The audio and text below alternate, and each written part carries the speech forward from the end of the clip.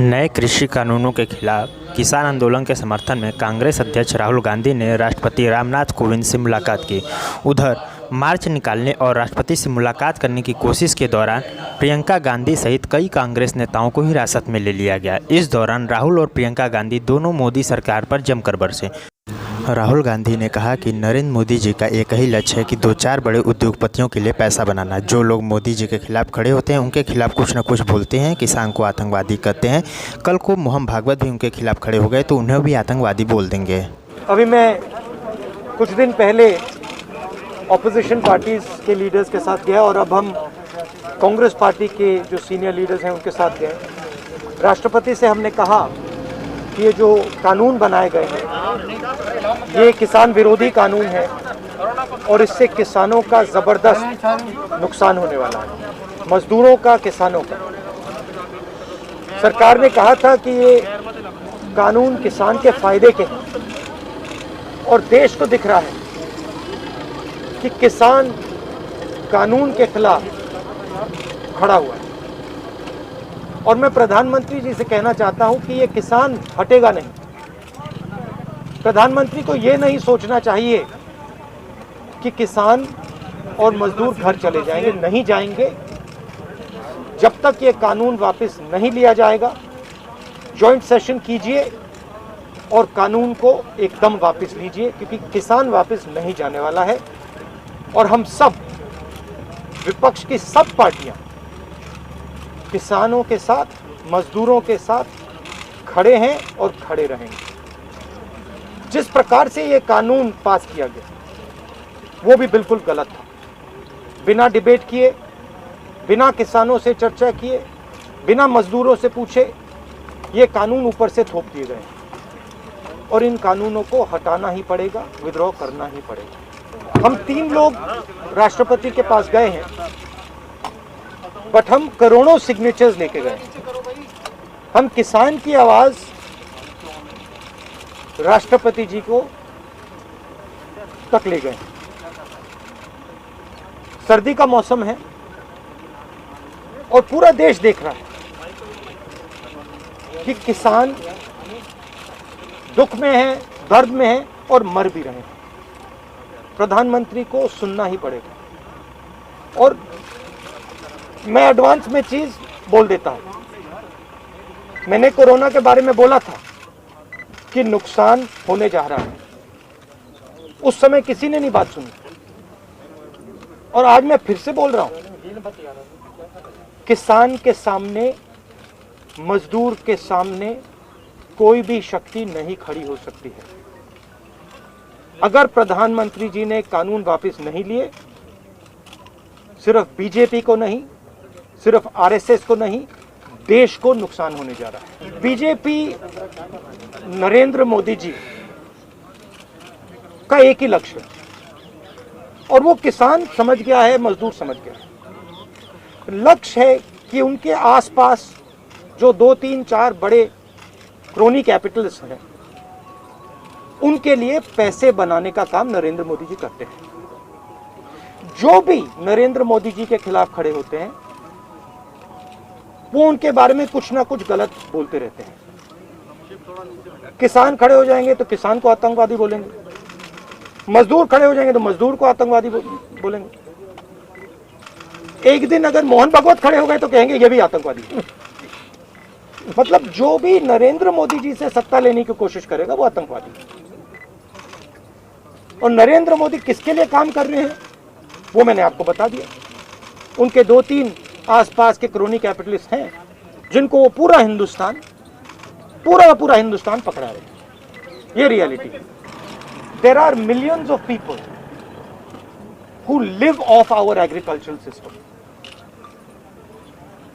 Large percentage of our people live off our agricultural system.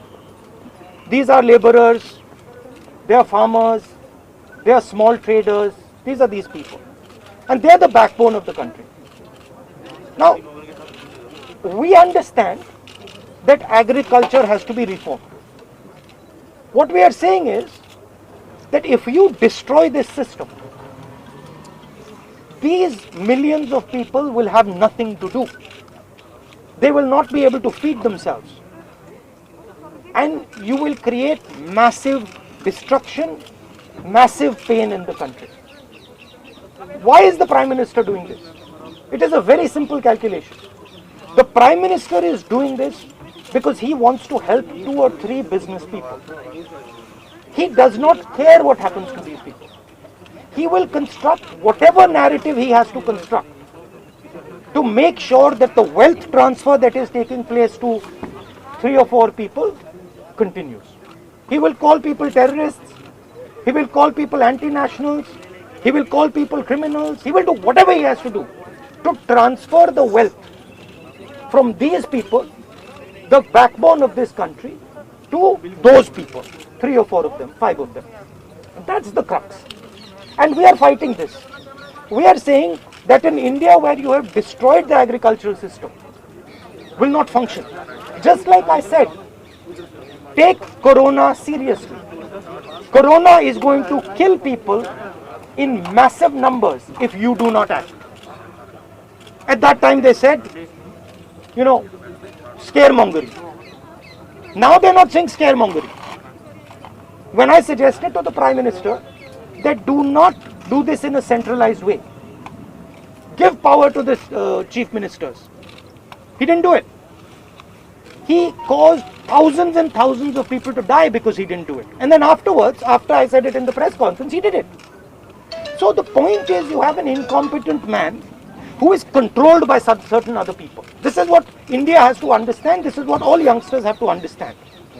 You have an incompetent man who doesn't understand anything, running a system on the behalf of 3 or 4 other people who understand everything.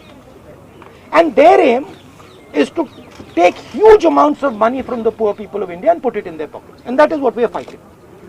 And frankly, it doesn't matter what you think right now, because all of you will face this. There's not going to be a single person in this country who's not going to face this. If you're a farmer, you will face it. You're a small businessman, you will face it. You're a journalist, you will face it.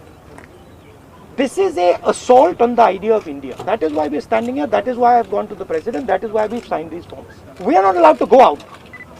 We are not allowed to go out of the ICC office. The police stops us from going out. Why don't you let us go out? Why don't you let me go and tour in the states? See what happens. Every single farmer of this country, every single labor of this country will stand up.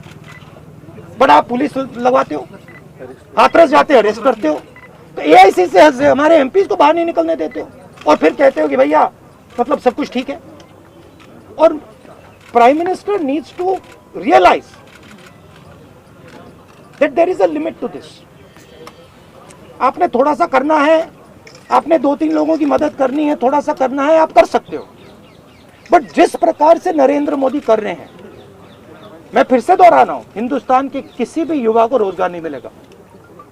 सारे छोटे business, सारे middle size business खत्म हो जाएंगे. और दूसरी बात याद रखिए, जिस चीज को आप सब भूल गए हैं, चाइना बॉर्डर पे बैठा है. चाइना ने हिंदुस्तान की हजारों किलोमीटर जमीन छीन ली है. प्रधानमंत्री उनके बारे में क्यों नहीं कहते? उसके बारे में चुप क्यों है? तो मेरा कहना है कि पूरा का पूरा कॉम्बिनेशन बन रहा है. एक तरफ आप अपने सिस्टम को तोड़ रहे हो, आप अपने लोगों को लड़ा रहे हो, आप अपने किसान को मार रहे हो, मजदूर को मार रहे हो, और दूसरी तरफ बाहर से फोर्सेस देख रही हैं, कह रहे हैं कि बहुत अच्छा है, नरेंद्र मोदी हिंदुस्तान को कमजोर कर रहा है और हमारे लिए अच्छी अपॉर्चुनिटी बनने जा रही है. मैं देश को बता रहा हूं, मैं वार्निंग दे रहा हूं कि आप देखिए क्या हो रहा है. और मैं आपको भी कह रहा हूं, प्रेस वालों को भी कह रहा हूं, मैं समझता हूं कि आपको सैलरी मिलती है और आपके लिए बहुत मुश्किल है. मैं समझता हूं बात, इसलिए आप नहीं कह पाते हो जो आपको कहना है. मगर आपके देश को, हमारे देश को बहुत जबरदस्त नुकसान होने वाला है. बहुत डेंजरस रास्ते पर यह देश चल रहा है. कांग्रेस के तमाम एमपीज को इंक्लूडिंग प्रियंका जी को भी जो है डिटेन करे, उस पर आपको क्या लगता है? वो तो तरीका है, इनका तरीका है डिटेन करना, मारना, पीटना, ये इनका तरीका है. बट हम नहीं करते. डिटेन करना आपको लगता है सही है? ये आप किस देश की बात कर रहे हो? ये कौन सी देश की बात कर रहे हो? डेमोक्रेसी? या मतलब कौन से देश की बात कर रहे हो? इंडिया की बात कर रहे हो? इंडिया में कोई डेमोक्रेसी नहीं है. डेमोक्रेसी इंडिया में ये मतलब आपके इमेजिनेशन में हो सकती है, मगर रियलिटी में है नहीं। आप एग्रीकल्चर फार्मर थी, अब आप जर्नलिस्ट हैं, है ना? तो आप जानते हो कि आपके फादर ने इन्वेस्टमेंट किया या नहीं? नहीं, मैं तो जानती हूँ, लेकिन अरे मैं आपसे पूछ रहा हूँ, आप देश की महिला हैं, आपके पिता ने इन्वेस्टमेंट किया ना? मेरी मदर फार्मर है। मदर फार्मर है, उन्होंने इन्वेस्टमेंट किया ना? किसके लिए इन्वेस्टमेंट किया? क्या इन 2-3 लोगों के लिए इन्वेस्टमेंट किया? 24 घंटा इन्वेस्टमेंट करते हैं और उधर इन्वेस्टमेंट कहीं और जाता है, रिटर्न कहीं